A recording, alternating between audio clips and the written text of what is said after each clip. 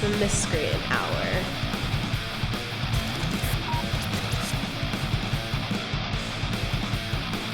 Sometimes you need to know when to put on your pants and leave. Yeah, just seriously, put your dick away and bounce. Hey! What's up, everybody? Welcome to the Nobody Gives a Fuck podcast. Thank you for joining us. Yeah. I'm not even sure what episode this is. I think it's like 27. It doesn't really matter. Maybe. Who cares? No one's listening. It doesn't Fuck matter. it. But for all of you who do listen, we want to thank you very much. I know we've taken a little bit of a hiatus lately. Things have been busy. Life is crazy. What can you do? It's hard to keep up any kind of schedule these days with how wacky Absolutely our lives are, especially not mine. easy. But we do what we can, so we're going to put these out when we can, and hopefully you enjoy them. Yep. So I guess to kick things off, we'll give you guys a little rundown on how we've been doing. That sounds good to me. So, Mr. Scaggs, how have you been doing? I've been okay, you know. As you guys know, I've been back on methadone for a while, and that's been pretty good, but I'm not substituting it with various other drugs, so... As I can attest to. Yeah, it got to one point where my hand was so brutally infected from, like, missing a bad shot that it swelled up to like you can ask Mr. Blue, like it swelled up to like a massive degree. It was like all purple and mushy and swollen. It was really, really bad. I had to take antibiotics for it and shit. Have you ever seen those box of plastic gloves at a hospital? And you ever see people when they blow them up, they blow into it and it blows up, blows up. That's really what his hand started to look like. Yeah, it was nasty. Really, without much exaggeration. Yeah, it was really nasty. So I had to take these antibiotics for it. And now every time I use like on my hands again, like they swell up like crazy. Basically what the doctor told me is that now so many of my veins have collapsed on my arms and whatnot in my hands that even if I sleep on my hands like the wrong way, the blood flow is so like cut off because of all the collapsed veins that like my hands swell when I wake up. So I wake up in the morning and my hands are swollen. They're still kind of swollen right now. Exactly. I'm looking at your left hand right now, and near like your thumb and index finger. Yeah, it looks a little swollen. Yeah, it was even even in the morning. I can barely close my hands in the mornings. And take this, you know, that's how bad it is. So I'm getting to the point where I literally have no veins left to use. You know, even if I wanted to go on this big massive run, it's almost not even physically possible because I really have nowhere to go. So I'm trying to just stay the course and stay on the methadone, do what I can. But there's temptations out there, and does that get better? Or is there any way to treat that? Not really. Not really, no. I'm sure from just abstinence and not making it worse, it'll get better in time, slowly, as long as you don't continue to fuck it up. You know, basically it's like deep vein thrombosis is pretty much what it is. After a missed shot, people swell up. Well, I have it in a permanent sense because of so many collapsed veins. I have almost like a permanent thrombosis, especially if I lean on my arm in a bad position when I'm asleep, fuck it, because there's no blood flow getting there anyway. My arm just goes numb. My hand swells up huge because I have no blood flow, which is why I'm just a fucking mess.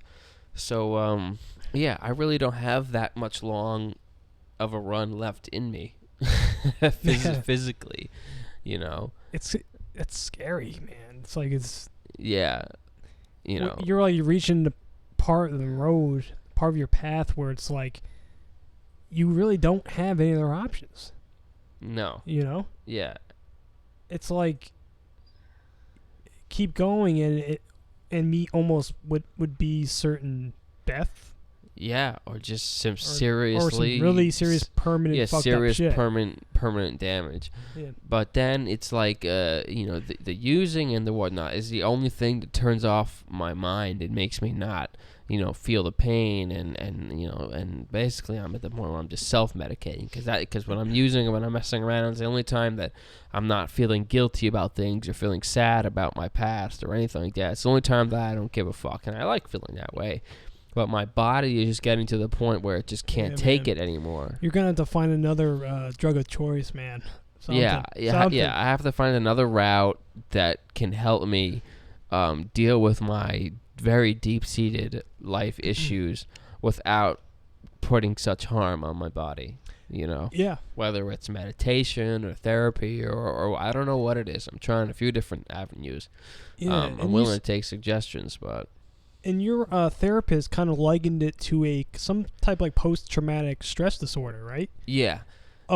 Because of past events in your life. Right. Yeah. A therapist that I saw said that similarly how guys in the army and who've seen combat or whatever could come back with PTSD and be all fucked up. He said sometimes criminals and drug addicts who have done some very horrible things in their life, and I definitely fit that bill, can develop over time almost like a post-traumatic stress disorder where these horrible events and these horrible things that they've done to other people and to themselves and physically hurting people and emotionally hurting people come back and haunt them and give them nightmares like I've been having, waking up in cold sweats and making it very difficult to live life. So the doctor described it as like a form of PTSD that can only really be treated by therapy and by talking about it. And he said, unless I give in and start talking to him about it on a regular basis,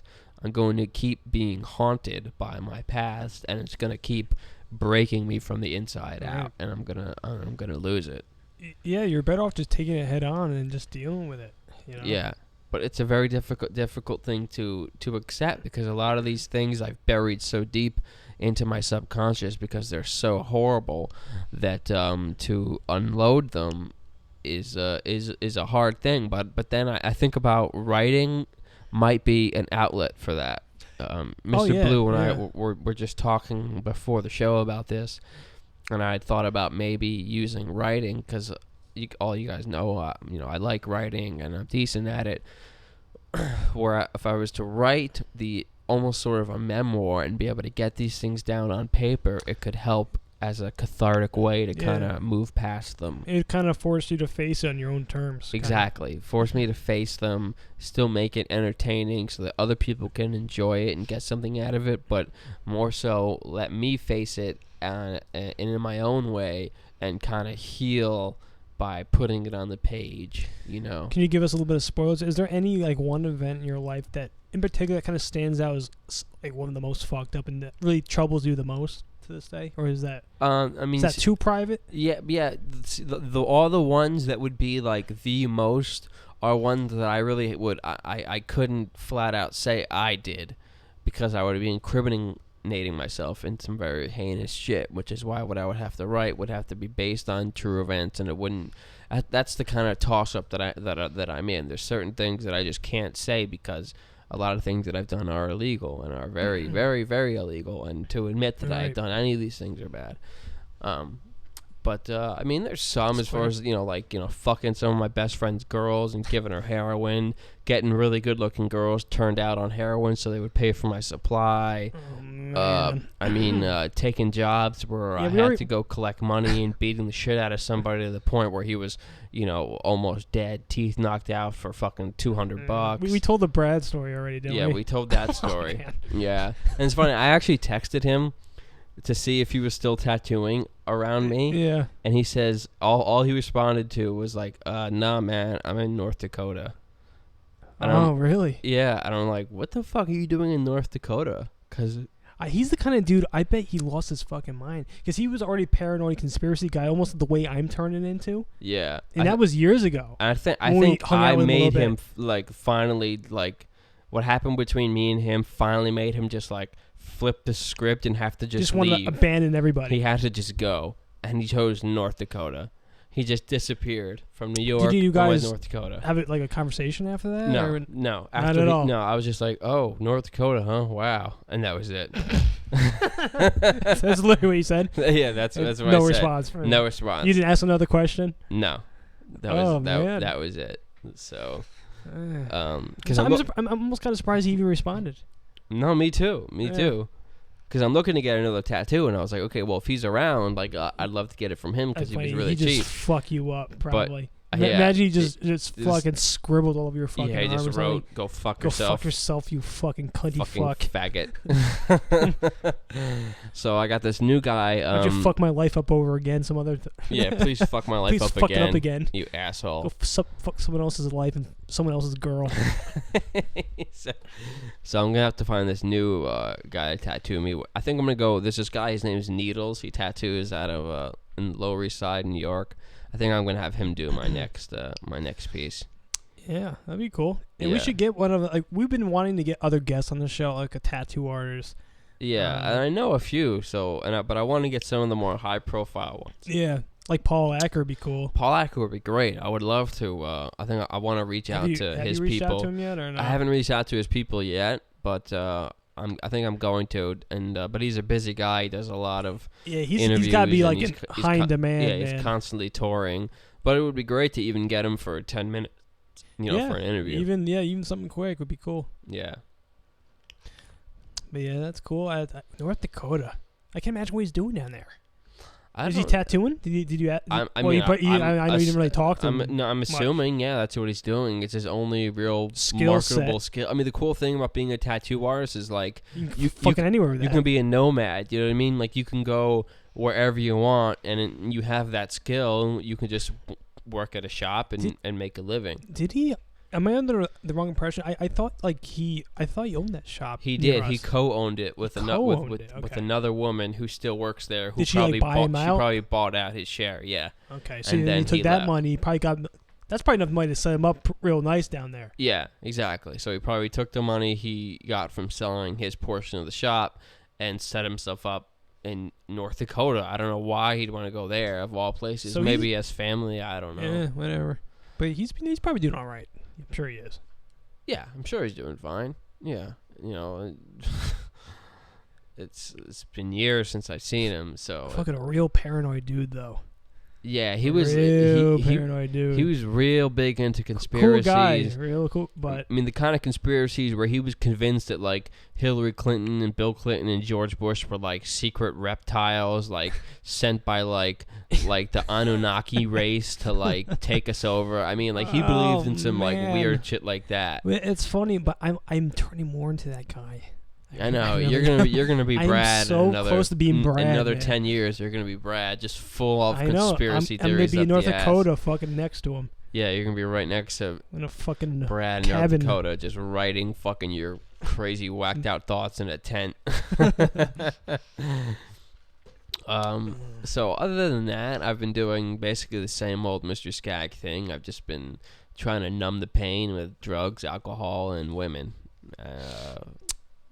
That's pretty much that. And as you can see, look, I got one girl's sunglasses right there. Ah, I have there we go. I know you're telling me about this a little earlier. I have another girl's hair tie. Hair tie, little mementos. I have another girl's earring over there. You should make a museum of stuff like a serial killer. Flip-flops. Yeah, You should collect it like little things from it's each like girl I that you have fuck. mementos, but the worst thing happens Put in a when little creepy box. when a girl comes over and I'm like, hey babe, you left your flip flops here. She's like, those aren't mine. And I'm like, oh. Oh, that must have been Karen. Yeah. How about these sunglasses? No. Oh, right. That was Marissa's. Right. Okay. Yeah. And then I just feel awkward as shit. And they're like, oh, fuck you. Yeah, like, fuck you, ass. So yet they come back. So, but yeah, I'm Because getting of the Scag manager, how can they not come back? Yeah, it's just. When they get to sit on a cock like yours, why wouldn't they come back? Yeah, they just. I don't know. I think they like being. But you're also a bad boy. You are also a bad boy, and as we know, women love bad boys. I do fit that criteria. He's the most bad boy of bad boys. Yeah, but which is funny though, as because my best friend Dane, who we talked about, who died, his ex-girlfriend. I've been hanging out with her, and I still yet to bang her. Like, so and this is the weirdest thing for me. I'm a little surprised by that. We hang out, we even sleep in the same bed and just like chill, but Really? I don't fuck her. She get naked? not totally naked, but like in Like our her underwear and shit, stuff. Yeah, but and so we've messed around, we kiss a little bit, but like yeah, because that's the thing. You can never be in the same bed as a girl and not do at least something. yeah, exactly. But You know what I mean? but it's kind of weird. Like your cock rubs against her ass, and all of a sudden you start getting a little bit of a rod. And but things go from there. I don't even let it progress to that point. Like we just kind of cuddle and chill and become friends and laugh and talk about things. And so she's just a cool like, companion friend. basically, which is the first time that I've ever had that happen with a girl. Yeah, it doesn't seem very you. No, it really doesn't. Like, will I fuck her eventually? Like, I know she wants to. She knows I want to. Yet we just kind of She's attractive too. I don't know who wouldn't want to fuck her. She's very attractive. Absolutely. Oh, I know why. Her past kind of fucking skews you out a little bit. That's why you haven't fucked her. Yeah, and I knew told there her was that. something. I explained that to her. I'm like, look, the fact that you were with this guy and that some of these other gross guys that you've been with is a real turnoff to me, and I don't. And whenever I'm thinking about fucking you, I think about the fact that you've been with them, and it grosses me out. And she's like, "Yeah, well, I haven't been with them in so long. Like, what does it matter?" My pussy I'm like, is super clean now. yeah. I'm like. You should have her get tested. Know. Have her get tested. Oh, I believe she's clean, but just the fact that she was with these people just grosses me out. And no offense to her, honestly, because I mean, guys can be just as bad. I was fucking just as bad almost. But until you've been tested, man, you can't be sure. Honestly, the girl I'm dating now, she made me get tested. I did because I didn't blame her. Yeah, my ex. I really didn't blame her. My ex made me get tested too. So times. It's not like an offensive thing. It's just kind of like just being safe. You know? What I mean? Yeah, I get it. I mean, I think it'll happen. I think we'll probably end up fucking eventually. Right now, I'm just enjoying her as like a fun female companion. But like I can see it sometimes where like, you know, she'll see like some other girls like jewelry at my house, and she'll get like the little slightest bit of jealousy, or like I'll mention something about a girl that's coming over later, and like I just hear a little smidge of how jealousy. about her with a dude? Did you get any pangs of jealousy? I don't really yet, and I think that Not pisses yet. her off that I don't. Or like, so if she's with a guy right now, hey, Skags, I'm going to hang out with this guy tonight. You wouldn't be like, fuck. I mean, it wouldn't bother you at all. I don't. Maybe a little bit, but not really that much. No. Because it's weird. That's why I don't get it. Because I look at her, I'm like, God, she's really hot. Like, why don't I want to fuck her? And the only reason is because of her past. I like, and that's something that's a really guy exclusive. Yeah, it takes her down from like a 9 to like a 7, just because I know of her past and who she's been with. Because girls can excuse guys. Like, dude, you've slept with countless women. I've slept with countless women. Right. My girlfriend has excused me of my past, but I know if she had a past similar or worse than mine, it'd be a lot tougher for me to bang her. Right. Yeah. Why is that? Guys, what's with that guy thing? It's just a double standard. That I know. I recognize it. I totally recognize it. I don't know what it is, but that's just. But why though? Is it like? It's some kind of like. It's something really primal. It's got to be. Yeah. Like it's knowing that your girl was like fucking. But was dominated by a lot of other men. You know what I mean? And it's gross, that kind of thing too. Literally. Like our friend Dane that died. I mean, nothing against him. I don't want to speak ill of the dead. Yeah, but he was not a good-looking guy. He was kind of just like gross, and just to think about him on top of her, like it just makes me like sick. And so like. You know what I mean? Like, so the further we get from that, like the further I get from that memory, the closer I'm getting to wanting to fuck her and to being able to do it. But right now, it's still fresh in my mind, and I can't bang her because I keep thinking about. I'm like, ew, you banged him. Ew. I wish I want to find out when you guys are hanging out, and late at night, I just want to text your cell phone like, "Hey, Skags, think of Dean's face right now." Well, my heart on instantly gone. Dane fucking eating her box. Dane fucking her doggy style. Dane fucking even her right now, missionary. like it makes me so sick. Like and her riding Dane. Ew. Oh, see, it's such a turn off to me. So like she could like lie in the bed like in her panties, like looking all bad, and then I'll just picture fucking her riding fucking Dane's fat, chubby, fucking gross, pimply self. And I just want to vomit. And then I'm like, ew, why did you do that? Her tongue kissing Dane. Ugh. It just makes her me sick. licking Dane's weird, awful teeth. Oh man, so like, fucking Dane's pimple grease on your face. Oh. So do any of you? I can't. This be is fucked up. I can't be the only one who has these. I mean, it's fucked up because we're talking about a dead guy. I really feel that. But I can't be the only one that feel this way. Do any of you guys out there? You guys must know what I'm talking about. Has there been a girl in your life that is really pretty that you want to fuck, but she's been with maybe even just one particular person that you just can't let go because the thought of the two of them together is just so gross. Dude, I bet you can't let it go. I bet fucking 80 to 90% of guys can relate to this.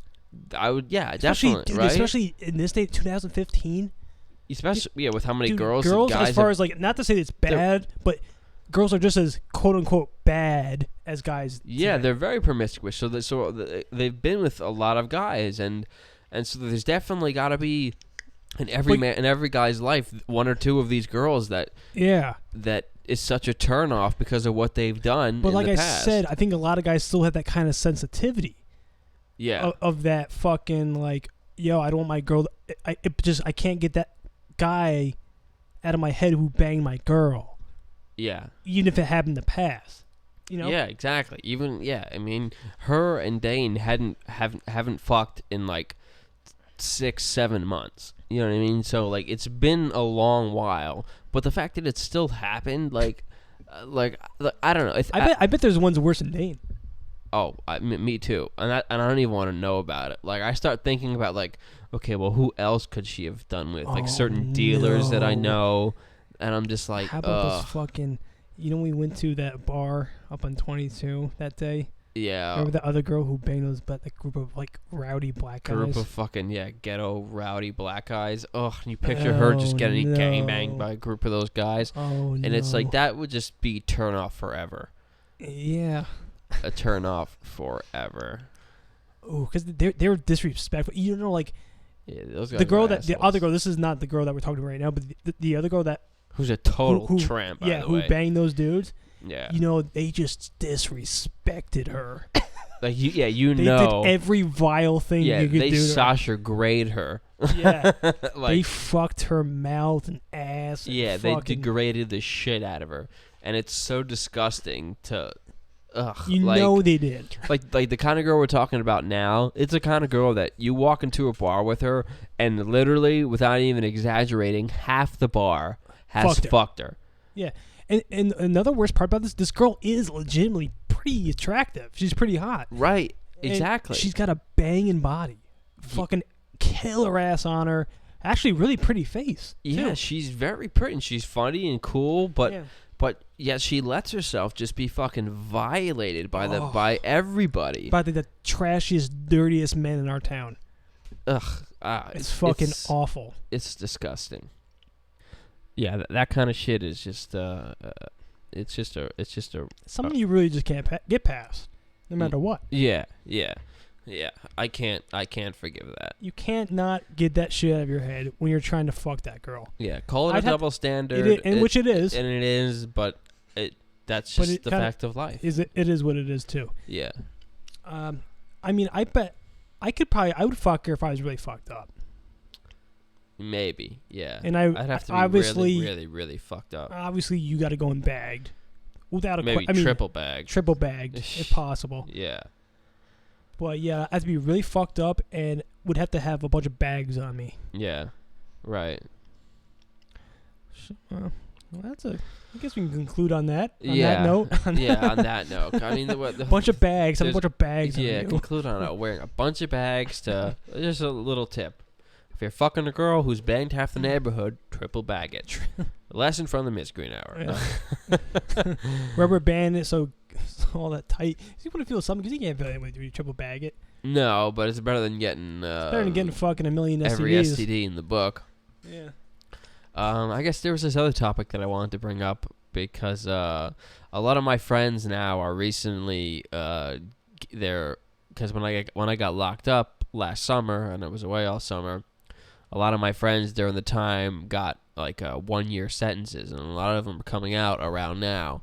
So I'm starting to, they're calling me up and seeing how I'm doing, and I'm seeing how they're doing, and what's sucking is a lot of them are in really, really tight spots. I mean, no money, barely a place to live, zero help, Right. support from the state. They can't even afford to buy ramen noodles. They have nothing, and I think it's and it's a bummer, and I wish I could help them all out. You know what I mean? I helped out a few by buying some groceries and whatnot, and obviously, they can't find legitimate work because they're all convicted felons, so they're obviously looking to go back to doing some criminal shit, and I try to talk them out of it, but then again, who am I to say, if that's what you have to do to make money, that's what you have to do. But it just goes to show, and it can really put a light on the fact that, the system chastises us for being repeat offenders,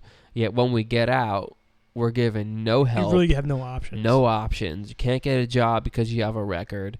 You have no money. You have no nothing. So, I mean, yeah, of course these people go back to crime because they have no other option. Yet they're treated like scum from being back in the system. You know what I mean?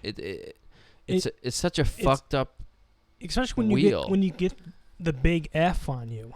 The big felony. And especially multiple big felonies. It's fucking over for you. It's a scarlet letter. It's like the mark of death. And it becomes so even difficult. If you legitimately wanted to turn your life around, it'd be fucking hard for you, next to impossible to probably do so. Yeah, I've had a good friend calling me lately, and he was a good friend of mine in the joint. We took care of each other, and he just got out, and he's like, look, man, I've been trying to do the right thing. I've been struggling. I've been staying away from bad people, but dude, I can't even get food on my table. And he's got 4 kids. He's like, I can't get even shampoo. I can't get anything. He's like, I got to offer this job to go, do some illegal shit down in the city. I don't want to do it, but literally I'm getting no help. I don't know what to do. And I'm like, look, man, I get it. Like, I've been in that situation. And I'm not going to tell you what to do or what not to do. I'm not going to judge you either way. But I think it's just sad that he has to even be in this position. Yeah, and also because that since everyone's going to college these days and there's such a lack of jobs, the barometer of the kind of job you can get is lowered even for college students. Yeah, let alone convicted felons with no education. Felons. So, that literally leaves guys like them with nothing left. Yeah, exactly. Nothing left. Yeah. So, what do they inevitably do? Go back to selling drugs. Go back to selling drugs, and then the law picks them back up, and then it's just an everlasting circle, and they know it, which is why they say when you get caught in the system that they have you by the balls, and it's really difficult to get out because you're on this spiraling loop of constantly in and out because there's no support, there's no rehabilitation, there's nothing besides. You don't actually get a real chance to turn it around. No, and it's all about just easy money, so the state can raise more money for law enforcement budgets. Makes it a lot easier because here's a whole bunch of people that make it really easy to arrest because you give them no other opportunities in real life besides crime.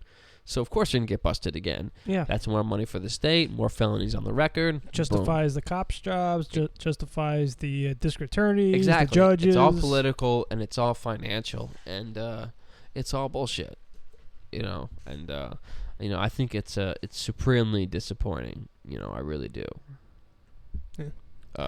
We've been putting up some pretty cool articles on Grind Factor lately, and they've been getting some good traction on social media and whatnot. I don't know if you guys have seen them about the prison industrial complex and a couple other things we've been trying to get out into the public view just to get people to become knowledgeable about this stuff, and I would like to use that as a tool for that. And so I would encourage anybody who has any thoughts or opinions on this who wants to share them to or to write a piece or to send it to me, and we'll think about putting it up on the website or talking about it here on the show, or you want to record a clip and we'll play it, whatever. I definitely encourage that. Yeah, we're really trying to get more of a communal feel and more people contributing, because I think that's really important in growing the site, growing the show. Yeah. And we've had more people on Grind Factor, I've noticed, contributing things and writing things, and that's great. And I love that. That's exactly what I think we both want to see. Yeah, exactly. We want to know what's important to you, what you guys want to talk about. So send us your topics. Let us know what's really important to you, and we will make it happen. We'll make it an effort to talk about it on the show, or find a way for you to come on, or put it up on Grind Factor in some way. And I'd love to have more guests on the show too. So if we have anyone from the site and you think you got something you want to talk about on the show, we can try to set up a time where we can queue in live. Yeah, exactly. I think that'd be really cool. Yeah, everyone from Grind Factor, obviously you know how to get to us. But if you're not on Grind Factor, you can email us at admin@GrindFactor.com is the way you can get a hold of us. And you can tell us anything you want from there. Yep. So I think we're going to keep this a short show, just a quick little half-hour show. Kind of let it flow naturally this week. And and this one is what it is. There was no planning. Yeah, we just wanted to kind of touch base with you guys. So thank you very much for tuning in. As always, we love having you guys listen, and we love doing it. Yeah. So, see you soon. Later.